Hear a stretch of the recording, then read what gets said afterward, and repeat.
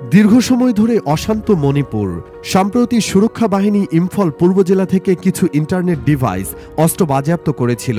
সেখানে একটি রাউটার ছিল ইলন মাস্কের স্টারলিংকের লোগো দেওয়া রাউটার, যা দেখে এখন অনেকেরই ধারণা মণিপুরকে স্বাধীন করতে ইন্টারনেটের মাধ্যমে কাজ করছে ইলন মাস্ক। এমন অবস্থায় ভারত রীতিমতো আতঙ্কিত। আমেরিকার ধনকুবের শিল্পপতি মাস্কের কোম্পানি কি সশস্ত্র গোষ্ঠীগুলোর স্বাধীনতা সংগ্রামে সহায়তা করছে কিনা, এমন প্রশ্ন উঠেছে বেশ জোরে সোরেই। ভারতের কেন্দ্রীয় সরকার স্টারলিংকের উপগ্রহ ভিত্তিক ইন্টারনেট পরিষেবা এখনও অনুমোদন দেয়নি। তবে মাস্কের সংস্থা ভারতের বিভিন্ন এলাকায় দ্রুত পরিষেবা চালু করার জন্য আবেদন করেছে। এই পরিস্থিতিতে সশস্ত্র গোষ্ঠীগুলোর হাতে স্টারলিংকের যন্ত্র পাওয়ার ঘটনা সরকারের জন্য চিন্তার কারণ হয়ে দাঁড়িয়েছে। তবে এটি প্রথম নয়।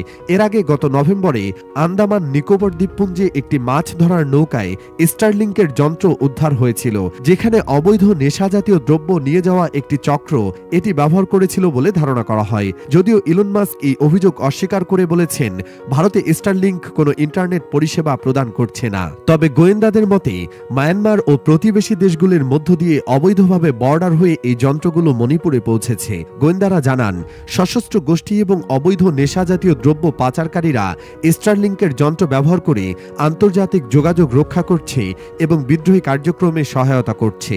মূলত রাউটারটি পাওয়ার পরেই নেট মাধ্যমে দাবি উঠেছিল স্টারলিংক স্যাটেলাইট ইন্টারনেট ব্যবহার করে মণিপুরে অশান্তি ছড়ানো হচ্ছে। এরপরে ইলন মাস্কের মালিকানাধীন সামাজিক যোগাযোগ মাধ্যম এক্স হ্যান্ডলে এক নেটিজেনের প্রশ্নের প্রেক্ষিতে এবার এই নিয়ে মুখ খুললেন স্বয়ং ইলন মাস্ক। তিনি স্পষ্ট জানান, ভারতের উপর স্টারলিংক স্যাটেলাইট বিম বন্ধ রয়েছে। সেক্ষেত্রে ভারতে বসে এই স্যাটেলাইট ইন্টারনেট ব্যবহারের প্রশ্নই ওঠে না। জানা যায়, গত 13 ডিসেম্বর চুরাচাঁদপুর, চান্ডেল, পূর্ব ইস্ফল সহ বেশ কয়েকটি জায়গায় তল্লাশি চালিয়ে কিছু অস্ত্র উদ্ধার করেছিল নিরাপত্তা বাহিনী। সেখানে পাওয়া গিয়েছিল স্টারলিংক ইন্টারনেট ডিভাইস। উল্লেখ্য, ইলন মাস্কের সংস্থা স্পেস এক্স এই যন্ত্রটি তৈরি করে থাকে, যার মাধ্যমে কৃত্রিম উপগ্রহের মাধ্যমে বিশ্বের যে কোনো জায়গা থেকে ব্রডব্যান্ড ইন্টারনেট পরিষেবা পাওয়া যেতে পারে। তবে ভারত, পাকিস্তান কিংবা বাংলাদেশের মতো রাষ্ট্রগুলি এই সেবা এখনও নিতে আগ্রহ প্রকাশ করেনি। বিশেষ করে ভারত ইলন মাস্কের স্টারলিংক নিজেদের দেশে আনতে নারাজ, কেননা তাদের নিজস্ব জিও কানেকশন রয়েছে, যা ধনকুবের মুকেশ আম্বানির মালিকানাধীন প্রতিষ্ঠান। এদিকে আশঙ্কা করা হচ্ছিল, যদি কোনো আসামি চক্রর হাতে এই রাউটার চলে যায়, সেক্ষেত্রে তাদের কার্যকলাপ চালিয়ে যেতে সুবিধা হবে। অবশেষে সেই জল্পনার প্রেক্ষিতে জবাব দিতে বাধ্য হয়েছেন ইলন মাস্ক। ভারতের ওই যন্ত্র কাজ করার প্রশ্নই ওঠে না, কারণ ভারতের উপরে স্টারলিংক বন্ধ, যা স্পষ্ট করেছেন তিনি। প্রসঙ্গত, সহিংস সংঘর্ষের জেরে আরও একবার উত্তপ্ত হয়ে উঠেছে মণিপুরের পরিস্থিতি।